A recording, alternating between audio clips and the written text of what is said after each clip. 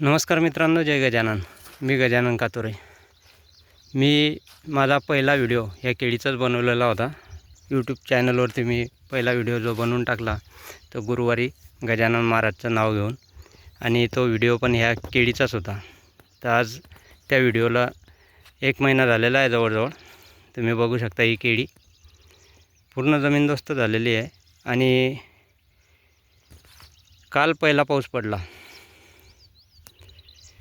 मी मागच्या व्हिडिओमध्ये बोललो होतो की मी मका लावणार आहे, पण पाऊसही लेट झाला.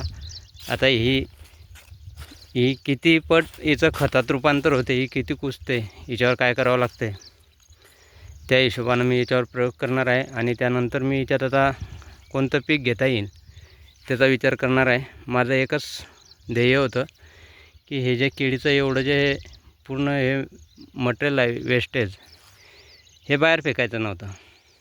याचं फक्त खतात रूपांतर मला करायचं होतं. त्यासाठी आता पाऊसही लेट झाला, तर आता पहिलाच अनुभव आहे आणि पहिलाच प्रयत्न आहे. तर आज ही कंडिशन अशी झालेली आहे, हिची जवळजवळ ही जमीनदोस्त झालेली आहे. पण हिच्यातून आता काय फुटवे कसे फुटता, काय होते आणि त्यांना मी कसं थांबवतो, त्याच्यासाठी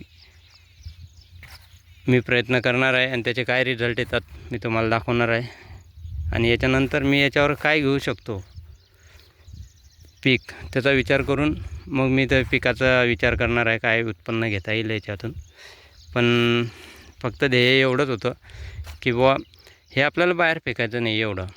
कारण की याच्यामध्ये मला खूप हे खत वगैरे वाटलं की याच्यातून आपण खूप फायदा घेऊ शकतो. एवढं बाहेर फेकणं किंवा जाळून देणं म्हणजे खूप मोठं एक नुकसान आहे.